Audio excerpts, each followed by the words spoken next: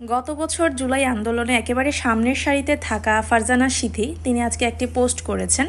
তিনি কি লিখেছেন চলুন একবার সবাই পড়ি। যারা সবাই গোপালগঞ্জ আসেন ডাক দিলেন তারা কাদের ডাকলেন, এনসিপিকে নাকি জুলাই বিপ্লবীদের?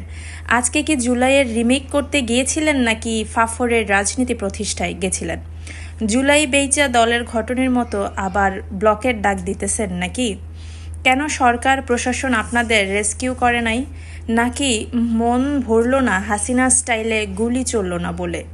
স্থানীয় ভিন্ন দলীয় লোক জনতাও তো আপনাদের জন্য আগায় আসলো না। ক্লিয়ার করেন, এটা রাজনৈতিক ডাক, জুলাইয়ের না। জুলাই আপনাদের গোপালগঞ্জ রাজনৈতিক জনসংযোগের নামে বেকু দিয়ে আরেক ব্যাটার নিজের এলাকায় গিয়ে তার কবর খুঁড়তে আসে নাই।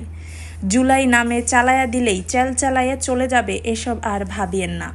জুলাই কারো বাপের না যে ভোট চাইতে ক্যাচালে গিয়েও জুলাইকে আপনারা ডাক দিবেন।